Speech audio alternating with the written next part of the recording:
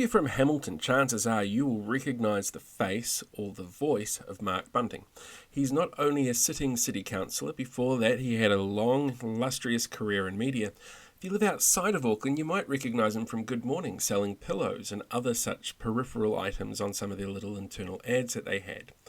These days as a city councillor, he's got a whole bunch of other things to concern himself with, like trying to get into an adjusting workplace where some people work from home and some don't, how a city council will step up to the plate in terms of a lockdown and what it can do for its people, and the amount of prep time that goes into play between the last one and this one for them and what they learned from it, as well as other little factors like trying to make livable cities for the 21st century and whether or not government reforms are going to actually help that or hinder that. So sit down and have a listen to the conversation. It's absolutely fantastic to see from a local body perspective exactly what changes are out there being proposed and how people react to it. How you been? Great. Well, as great as you can be in lockdown. Yeah. Stuck at home with the family. All the comforts of home and none of the comforts of non-home. Yeah, very much so. Yeah. So pretty lucky. How many hats are you wearing at the moment? Just the three. Just being a dad, obviously. Yeah. City councillor and chair of the community committee, and I've still got my my profiling, my communications course going as well. I've parked the Hamilton app and given that to a friend of mine to hold and to look after. But there just wasn't enough of me to go around, really. Yeah. So something had to give. In a time like this where you've got a little bit of extra time on your hands, you sort of sit there going, oh, yeah, maybe I should have held on to it? Yeah, I do. But I remember last lockdown, it actually drove me quite mad because you'd find out things on City Council and your Hamilton app news side was going, oh, I want to break this, I want to get this out. Yeah. But of course, being a councillor, you knew that you couldn't and you shouldn't, etc. And so the line, I mean, while I've got a great relationship with council staff, etc., there was always that doubt, being a media guy as well. So, you know what, I just had to make the call and go, not my drama, not my llama, I'm afraid. Fair enough. Yeah. With this situation that we're in now, with the lockdown situation, there was the news story that showed up about 1:00, I think it was, on the Wednesday afternoon. It was blared all over the radio, active case, and we'll bring you more information later. My youngest son is working with the Ministry of Health at the moment. He's on the COVID vaccine helpline. So he flicked me a text about 2 minutes afterwards going, okay, so it's this guy in Devonport, 58-year-old tradie. There's like 13 places of interest. I'm like, okay. Hang on, how old are you? You live up that way, didn't you? Yeah. Well, I'm not quite. No, 41. So a little while to go. But yeah, he's like, oh, these are all the places of interest. And then my bosses have a place in Coromandel. They go to there almost every weekend. And then when he sent me through, it's Coromandel town. I'm like, oh, okay. So I walked into their office and I just sort of pulled the door shut, going, I'm going to leave you guys in here to quarantine for a little bit. I don't want to get with you. But that stayed home and hosted a Bledisloe Cup party that weekend that it was went down. So they were fine. But yeah, it's just, you get that sort of, what can I tell people? When can I break the news? Yeah. How much can I pass on? Like and there's a part of us that just wants people to know, and that's the thing. But you've kind of got to wait for the official thing to get out, because I think what we're seeing too, Paul, at the moment is it's not misinformation, but it's just a lack of information. As everyone goes through the right processes to get it out, what it does is it gives the nutters on the other side, or any nutters, legs, gives them opportunity, gives them time to get momentum together and to gather credibility. Yeah, it's when there's questions that they can ask that they start putting in their own answers. Yeah. It's that void of information. It's like that ridiculous name suppression law we've got at the moment, where you can say what a person's occupation is, what their age is, what their gender is, but you just can't say their name. Yeah. And I remember being in broadcasting, and there was a broadcaster of a similar age to mine who got done for something pretty nefarious, but they weren't allowed to say what it was. So everyone speculated, and it became worse. It was awful. So it's tough. Look, and no one's ever going to get it right, are they? Oh no. No, not at all. And sometimes you have to trust the process. There has to be a reason sometimes for getting this information out. And I was talking about this with Karen, my partner, just yesterday, thinking, we are the first generation of Kiwis, definitely, who have never had to actually do anything as a collective, truly. We've never had a war. In our generation, we've been so blessed. We've never had a war to be involved with. We've never had pestilence, famine, etc. as all of the generations before us have had. Yeah. And this COVID thing, I've put a frame up on mine, like I've got a healthy disrespect for authority, but I got my jab. Yeah. Because I thought I'm being asked to do something for my nation, for my community. And look, I don't know. I don't know what goes into that jab. Sometimes you just got to trust. Yeah. And to me, that's my call to make. I don't know what goes into a Big Mac. Well, that's it. And I was saying to someone else, you know what? I've probably actually drunk more toxins in one night than I put into my body in a jab. So it's look, I've just got to trust and hope that I'm doing the right thing. And I firmly believe I am by getting a jab, and but I don't begrudge anybody who fears it because they've followed a certain narrative either. And I just think, aren't we lucky to live in a country where by and large we can have a difference of opinion without being totally censored for it, and long may it last. Yeah, I totally agree. I haven't got mine yet because I sort of scheduled it as soon as I was eligible, and it's later this month that it's due. And I don't want to be one of these people who jump the queue and have somebody else miss out who could use it more. So, mate, can I tell you the story of how I got mine? I work with closely with Kesh. She's my deputy in council, and she's a wonderful, wonderful human being. Also a very busy human being, and she owns one of the pharmacies. And she rang me and said, "Do you want your jab?" I said, "Look, it's not my turn yet." She says, "I have to get rid of this stuff because they had a whole bunch of no-shows." Yeah. And so I arrived, and here in her pharmacy was myself, the guy from the next door shop, the guy from the pub down the road. She'd gone out and just hauled people in, so she didn't waste all this. That's really cool. Yeah, it was awesome, really actually. Cool. Yeah, it was good. So the teenager was all, if we could look at booking you in and getting it right. No, look, I will wait my turn. I have no problems getting the vaccine. I hate needles, but I have no problem getting it.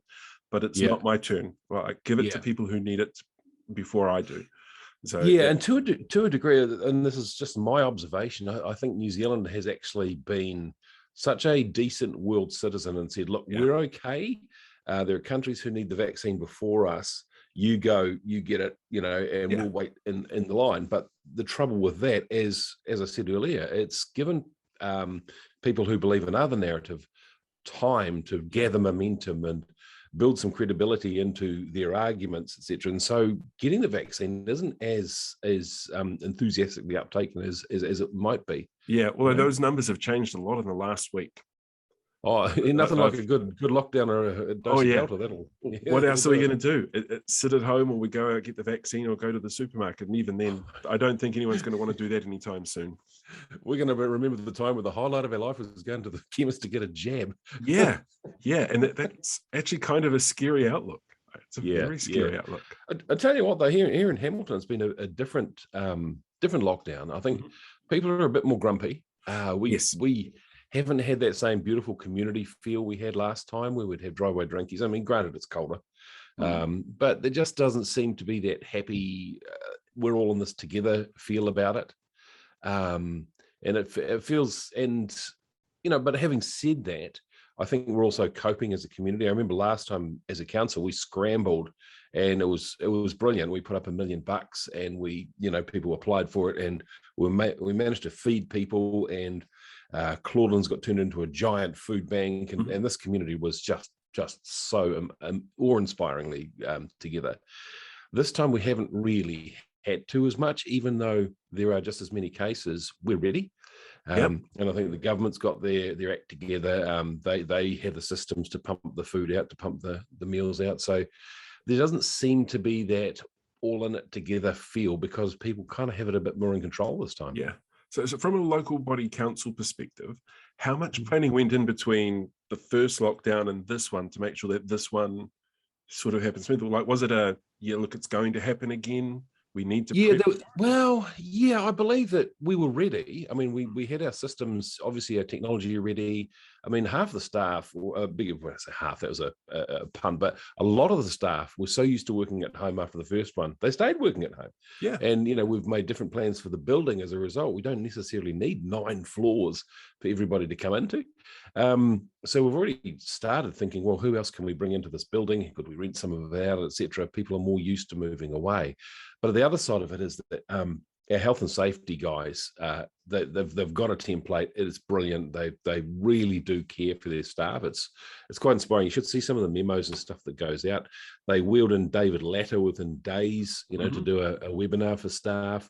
And yeah, sure, they'll get criticised for spending money on it, but I firmly believe the senior executive team really do care about. To me, that's money that you're spending now, so you don't spend it later on people who are burnt out or not coping or not being able to do the job.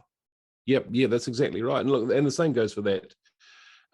We had a tremendously crazy emotional day not so long ago, where every year, COVID accepted, Richard puts on a whole staff meeting, where everyone comes together and they get 2 or 3 motivational speakers, etc. And it cost them, I think, $12,000, and it worked out to be about $18 per employee to motivate them, talk about it, etc. But sadly, the night before, one of our most loved senior team, Luke, passed away. And so I was talking to Richard about it, and he said, it's like 2 alternative worlds crashing together. I have to try and motivate the staff on this day that's already been dragged through the papers. Now I have to tell them that one of their most loved team members passed away last night, and it was quite an incredible day, and it was just unbelievable. But events like that make our team, I think, work a lot more closely together. There's a lot more vulnerability being shown by the team, but there's also a lot of respect in there as well. So yeah, I think they're. Go on. I was going to say, have you found a smaller staff turnover in the last 12 months? Not so much. No, in fact, we're down on staff at the moment, which is putting a lot of pressure on the staff we've got. And it's just this environment in New Zealand at the moment. There's not people coming from overseas. The government has said, they put that wage freeze on, and so people are moving around a lot more within, there's a lot more headhunting going on. So no, actually it's real tough to keep staff. So I have absolutely no problem with us investing in staff to keep them happy and keep them there and keep them stimulated, And keeps them out of trouble. Well, yeah. Look, I don't think anyone wants to get into trouble. No. Look, you've met council staff. I haven't met a single council staff member who isn't, more intelligent than me for a start, but also very, very, very good at their job. They're passionate. They're really passionate about what they do, which is amazing to see. Oh, and looking at what they go through, I mean, my word. I mean, you might have seen a couple of Hamilton City Council Facebook posts recently. One, we're trying to lower a speed limit for a potential new intersection in Wairere Drive, and people are like, they're just how dare you delay my commute by 5 minutes? Well, I mean, and I think a lot of that is due to the credibility that was lost with innovating streets. And that's what frustrated me the most about that, is that it was such a great idea, but look, we got a lot wrong. I think everyone got a lot wrong. But as a result, I was furious about it because, me, I'm a very passionate cycle advocate, and that's going to involve some change. And if we get something wrong, like high profile Ward Street, man, you put one cycle stick in the ground and people are, and unfortunately it all kind of happened about the same time as the Auckland cycle bridge announcement came out. And so, wow. So I think we've got to spend a bit of time getting a few things right before we try the more ambitious stuff. So, gosh, I'm taking you on a tangent now. But for example, I don't know if you know. Everyone I've spoken to has gone on tangents. It's brilliant. It's what I love. That's right. Yeah, you're one of those people that says nothing, and everyone goes, "Gee, that guy's a wise guy." It's like he listens a lot. He listens really well. Yeah. But no, look, I will say this about the cycle lanes. I think we've got to go across the green before we go across the grey. It's as simple as that.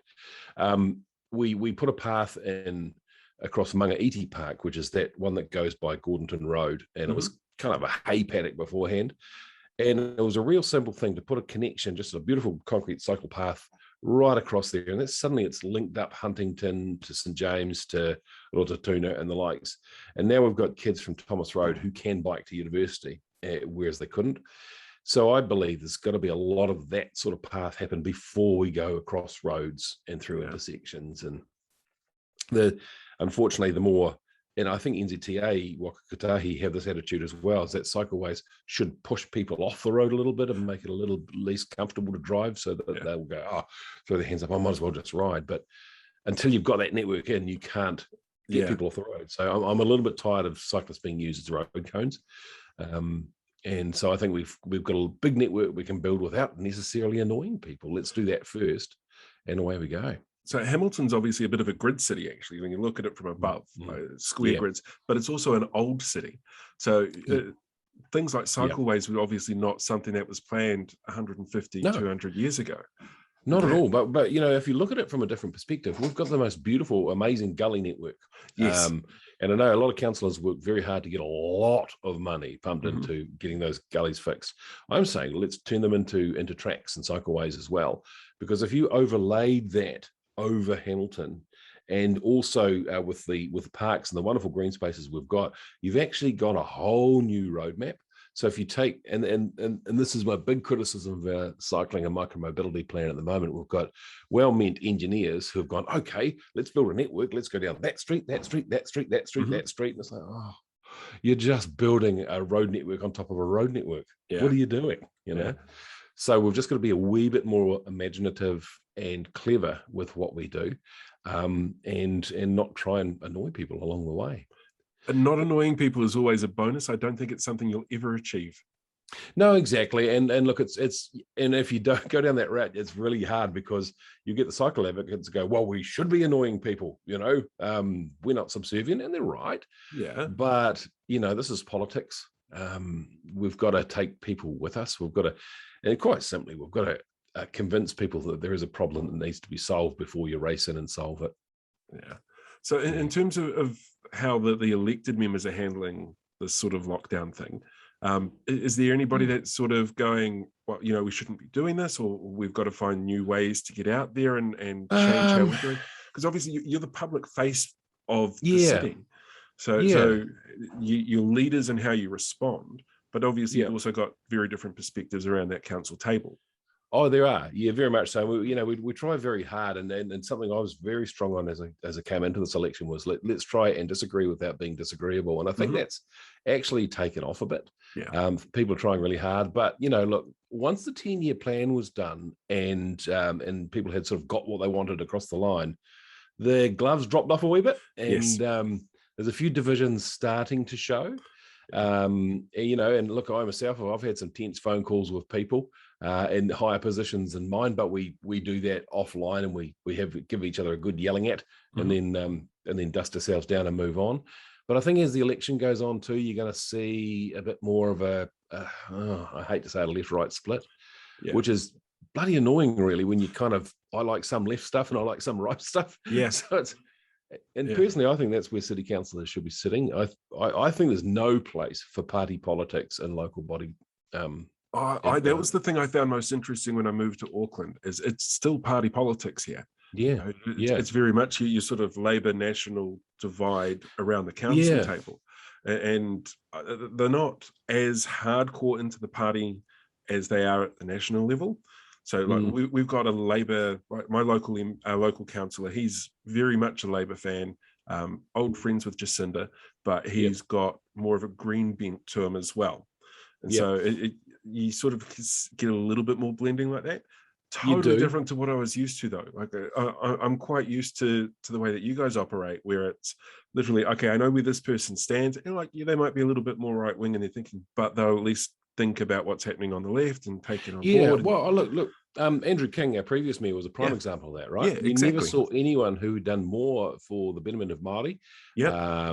And he was really pushing some left wing stuff, and he's a paid up member of the National Party. Oh yeah, but he was doing mayor stuff, and that's what I respect. But at the moment, I'm seeing a fair bit of party politics creeping in, and it worries me a wee bit, because you kind of take your eye off the ball when you're working at a local level, and especially the way things are going at the moment. And I think it is about to hit the fan, especially the Three Waters, because I went to LGNZ, the conference down there, and it was as a first timer, because I've managed to avoid these things because they're notoriously dire.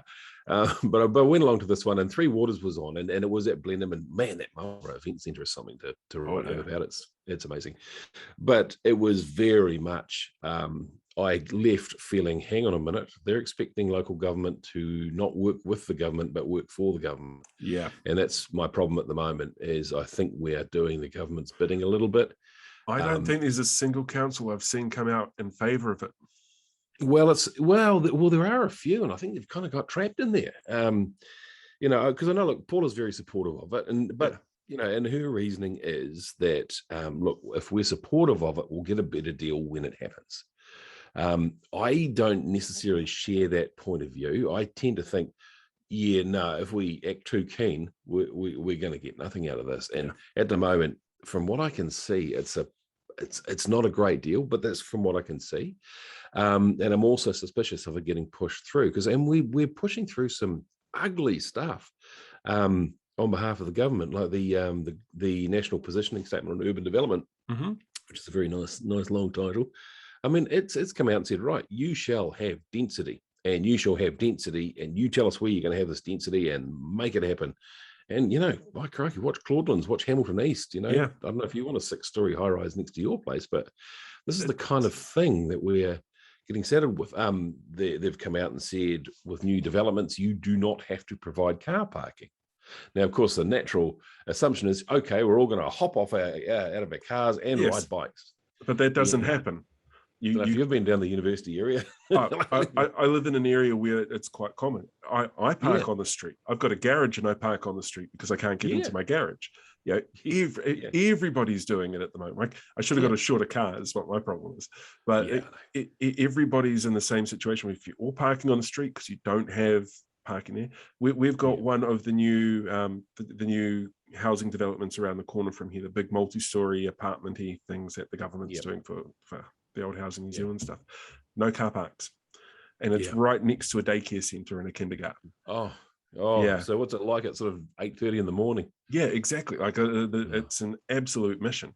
So, and it's dangerous. It's so dangerous. You've got kiddies this tall trying to make their way through massive boxes of metal. Yeah, exactly.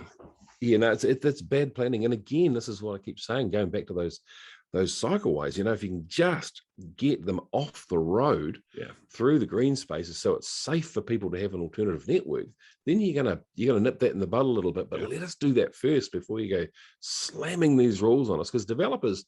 They'll make as many bed spaces as they possibly can because they need the money. That's what they do. Absolutely. Scorpion sting. And you can't begrudge them of that, especially while the rules allow it. But man, what are we meant to do in the meantime? They're not giving us any money to help us out with our alternative transport. You've given us a pathetic amount through your Waka Kotahi budgets. What, are they just going to magic these things up? Toll roads everywhere. Well, you know what? I don't think that's a bad idea. Didn't Auckland Harbour Bridge paid for itself in about 10 minutes? It was it was same with the Tauranga bypass. It paid itself off really fast. Yeah, and look, I think people are kind of ready for that. You've got to pick and choose which ones you want. And I tell you what, I don't think there's actually anything terribly wrong. If you built a massively glorious cycleway, I don't think many cyclists will complain about a toll cycleway either. Yeah. Imagine if there was a safe way, a totally safe, well-lit, beautiful, smooth way to get from, I don't know, Rotatuna to Glenview. You would. I reckon you'd pay. Oh yeah, I think it would. Yeah, and Hamilton being a relatively flat city, it's perfect for cycling. 100%. Yeah, 100%. But and it's really interesting. I mean, I think we are going through a very much a big government stage, and that's great. And I often laugh with people who are very pro it because it's very environmentally friendly. It's the agenda is fine, right? My problem is the fact that it's being pushed through and we're being asked to do the government's bidding. What's going to happen? Let's just say, let's use waters for example. We've been told, right, this is what it's going to be. Give us your assets. We'll give you a small bit of money. We can do it better by scale, and we'll go, yeah, okay, I get that in principle. But we have no control over it. Like, for example, they say councils will still own their part of, in our case, Entity B. Council's active role in this, from what I can see so far, is that there are 22 councils in Entity B. There is a panel, a 12-seat panel. Of that panel, 6 go to iwi, 6 go to some of those councils. Okay, so that's got to be voted on. Now that panel, you think, oh, okay, well, at least that panel's going to be running water. No. You'd think, well, at least that panel's going to appoint the people who run it. No. That panel's only job is to appoint the panel that appoints the panel that'll run the board. Oh, that's my it. God. But you own the assets. So, yeah. So, but, you know, look, I could be wrong. I mean, maybe there's more to it than that. But at the moment, that's what the model looks like. And it's coming at us like a train down a track. Yeah. It's, you know, it really is. Now, that's all well and good. Say we take and we haven't even done the review of local government yet. Say we take the government line and we do that, we drink the right Kool-Aid, and we get the right systems in place. Say the government changes. Yeah. So you have a right-wing government and all those rules are still in place and councils are there to do the government's bidding again. Suddenly those people who are so for it now won't be quite so for it then. So that's why I'm saying, look, I'm elected to represent the people of this community, not to represent the government. So in terms of your other business that you've got, your personal growth business, how have you been finding the people that you work with there coping with what's going on? Yeah, well, business has very much stopped because it's based on being in a room with a lot of people and presenting. And but what's really interesting is because I've rewritten my own course now, and all of my customers have come back and they're wanting to do it online, which is great because, you know, what I do is I teach people to get on with each other. It's called the Friendly Project, if you like, and making people understand that, you know, because someone is communicating with them a certain way that you may not like, it's not necessarily about you. It might just be the way they're communicating. So the beautiful thing about the business I have is that, you know, if I was to come to your business, for example, and train you up, or your school or your community, whatever it is, and train you up on how to communicate with people, you're not actually my clients. My clients are the people you communicate with. And so they get a better deal because of what we've done together. So it's been kind of cool. And the other thing is too, within households, people are under a lot of stress. And so communication skills are absolutely, you know, vital. And it's more than just learning how to speak in a way that people want to listen. It's also listening in a way that people want to speak. So, I'm doing a lot more. I'm doing couple coaching now, which is quite fun, you know, getting people to understand their partner and those funny, crazy things they do. Couple coaching. Couple. I was going to say, is it something about cuttlefish I don't know? No, not a bad idea, though. I think you just come up with a name. Thanks. No, it's couple coaching. It's so basically what will happen is that, you know, we all have someone we love dearly, but, you know, there is no one in the world who's not irritated by their partner from some time, you know, and understanding why their partner does that sort of thing. Like, for example, Karen, my partner, and I have exactly the opposite communication styles, but we've only had 3 fights in 15 years. And that's because we kind of understand where each other's coming from. So she's a real clean freak, really organized, and I'll be sitting there eating my dinner and all of a sudden she'll be cleaning the table around me.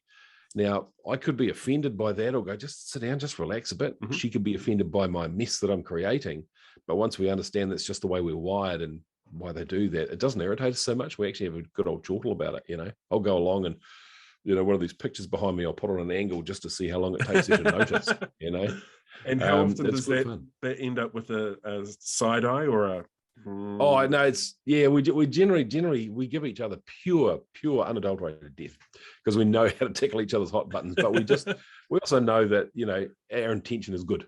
So that's so I'm doing a lot more online with that now, and it's also given me a lot more time to write a lot more stuff, which is great. Although yesterday, the day before yesterday, went to bed, got up, and my Mac, because this is how we met, right? Through our love of Apple, was on startup and wouldn't move. And of course, everything was on it. Every single thing was on it. So this is how well New Zealand's functioning. By the end of that very day, because it was a council computer, and I think, right, I must take it off. I must back it up. They've ordered me a new computer. I took it down to Millennium Technology down here to see if they could look up the hard drive. They couldn't get anything off it. But I managed to get down to JB, bought myself a new computer just in time through the back door with masks on and, tap 3 times on the door and they come out and they place it there and you can take it home. And I've got it up and going again. And fortunately, Apple has what's called Time Machine. Yes, it's an amazing tool. And I would thoroughly recommend it for anybody who has an Apple machine. Yeah. Everything's there. Every single thing was there. I just about cried happy last night. So it was a very emotional day. Yeah. But now, as we speak, I'm backing onto about 40,000 stick drives and putting copies of everything everywhere. Because you just can't be too sure. My Mac that I'd had for 12 years gave up the ghost about 4 months ago. Oh, no, rest in peace. Yeah, like I knew it was coming. It had sort of sputtered a little bit since the beginning of the year. So I went out and bought myself a new big 27-inch iMac, beautiful machine. First thing I did was hard drives, backup, Time Machine set up, do this regularly. I'm not risking losing anything again. Can you imagine having a lockdown 20 years ago? No, this? I would have gone mad. I would have killed my parents. You heard it here first, folks. Yeah. Edit. But, no, you're right. It's and getting back to that COVID thing, it's what I found the last time with COVID, with lockdown, was that, yes, we took it seriously for a start. I mean, here in Hamilton, we're on level 3, also known as level 1 by the looks of things outside. There's that much traffic. It's just ridiculous. I saw the news story, I think it was day before yesterday, where it was, the police say everybody is coordinating well with level 3. Like, not from what I've seen. Up here in level 4, it was still the busiest I'd ever seen the roads for the last 2 weeks. Like it just feels like people are sort of like, but it's still active out there. Yeah. Well, what's interesting about it too is the police's powers are different this time to what they were last time, because it was a national emergency last time, so they had different powers. They can just stop you, to see what you're doing. Here, it's a little more difficult to do so, because one of the wash-ups of the first lockdown, they found that organised crime was just a shocker. It was through the roof. There was so much of it going on under the cloud, the shroud of darkness, as it were. But what I did notice is in our street, it's like I talked about driveway drinkies earlier on. You just do stuff like that. Yeah. And it was really interesting. We live in a cul-de-sac here in Hamilton, and we're sort of the youngest family in the street. So it's an older street. And it was cool. Everyone brought out their deck chairs, and my mate over the road, he was an old Navy guy, and he knows how to drink. So we set it up as a bit of a challenge. We would be first out and last to leave. And so these things, they started off as an hour. The last one started at 2 p.m, and we didn't go until 11 at night. But the great thing was people would come down and you'd gather safely. Mm-hmm. Someone would come up with a plate or something that you'd put it in the middle of the road, and everyone would share off that. And there was a big jigsaw puzzle swap scheme going on, and all that sort of stuff was going on. And we got to know some of the neighbours who I didn't know so well. I was able to talk about council stuff with them a lot. We just discovered each other a whole lot more. And then when it got down to about level 2, all the garage doors closed again. People started going in cars. And I got a letter from one of these ladies complaining about a street light. Goodness me, we just talked for 6 weeks. But everyone had gone back to that, and it was really sad. And all the Foursquare and the hopscotch and everything would chalked on the street, washed off. And we've tried to put Foursquare and chalk back on, but it's it's not quite the same, eh? Wouldn't you love that community again? Yeah, it's something that feels like it's missing this time round. And I think it's because it's a lot more sudden, and we don't know what's happening week to week anymore. That's a good point. We were told beforehand, look, you got 5 weeks of this. Whereas this time it's around, we'll review every 2 weeks and see what's happening. Yeah. And I get the need for a difference, because obviously Delta works differently. But I think it's throwing people. Like it's just... Yeah, well, it has. And again, there's been that much more time between where people can get suspicious about it. People could say, Labour were down at the polls. Jacinda needs that publicity. That might be something for you guys more than us, because we've had 4 lockdowns in the last 12 months, 18 months. Yeah, good point. Whereas this is only your second one. Yeah. But I think for us up here, everyone's tired. Yeah, that's it. Lockdown fatigue, eh? Yeah. And you saw what happened, and I'm going to draw a reasonably long bow here, but at the end of COVID last time, Black Lives Matter was happening. Yes. And and there was a big, and this is when the whole Captain Hamilton statue happened. Yeah. That the very simple fact is people came out of COVID in a pretty bad mood. Yeah, they did. And that kind of stuff may not have happened at any other time of life. And, of course, there would have been a Black Lives Matter march, et cetera, et cetera, et cetera. But the fact that someone was going to come charging at this statue with a forklift truck and rip it out of the ground, you might not have pulled that stunt had there not been that much tension out there in the community. So we've got to be really careful, especially at a local government level, that we don't try to anything too radical at this point, that we don't poke the beehive, because you've got to read the tension out there. There's a lot of pain, a lot of people are hurting, and there's a lot of fear as well. Yeah. So I think the job is just to sort of keep calm and carry on. As an elected official, do you find it really hard to keep a calm veneer at times? Like when you're dealing with people who are obviously upset or stressed or angry? Yeah. You tell you what, you develop a thicker skin, like I've been doing this will be my 5th year now. And, coming from broadcasting background, this is the interesting thing. Coming from broadcasting where profile's high anyway, you get used to the trappings of profile, and I see a lot of newer politicians coming in, and all of a sudden people are talking about them. People are seeing them in the paper, and they kind of get a bit excited about that and wobble a wee bit. To me, it's like, well, okay, names in the paper.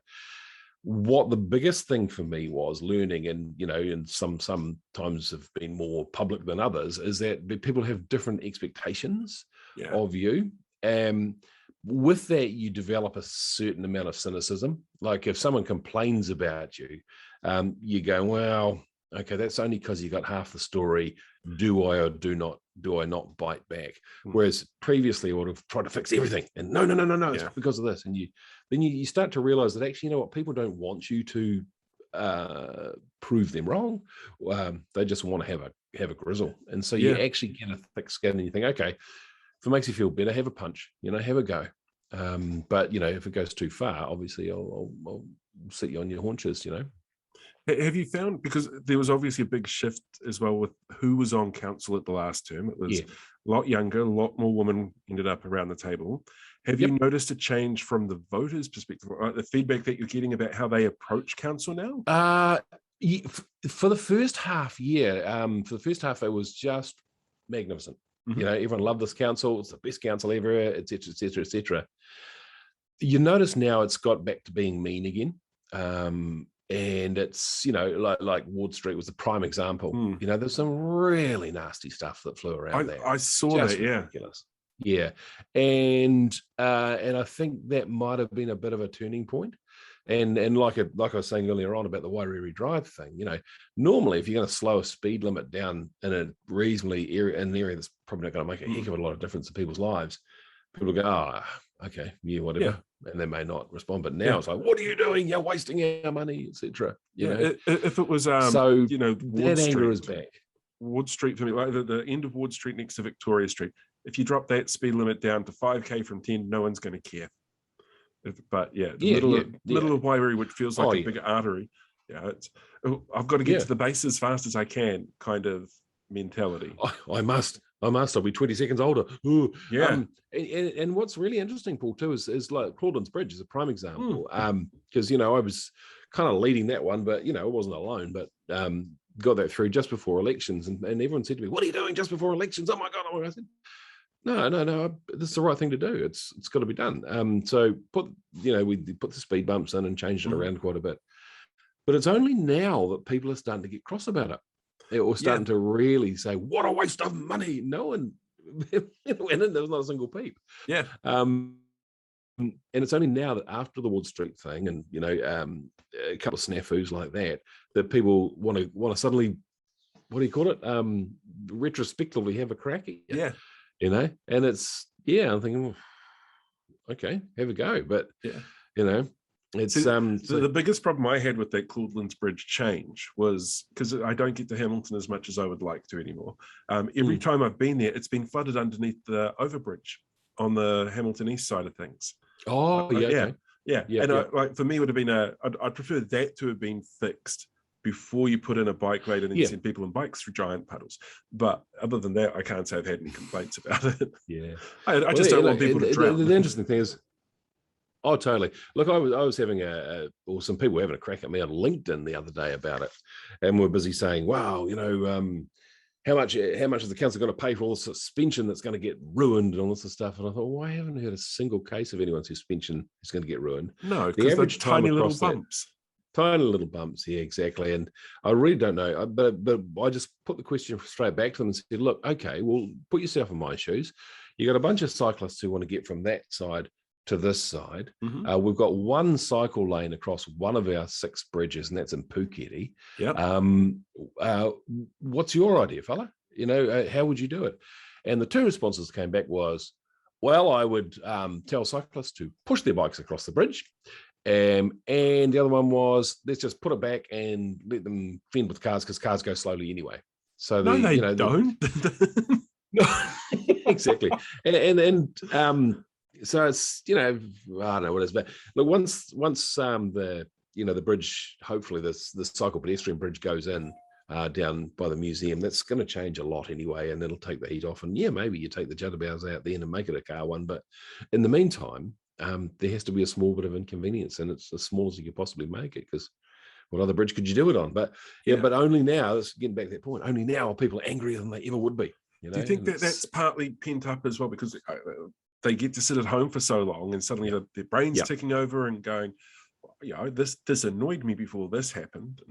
I can't get out there and complain about it now, because obviously I shouldn't be out there. But oh, totally. They they sit there in their Facebook silos, listening to what they want to listen to, and it just amplifies, and that's the way it goes. And again, that's why the joy I've got from my own business of trying to make people friendlier is it's so lovely. There's a nice juxtaposition there, eh? It's quite cool.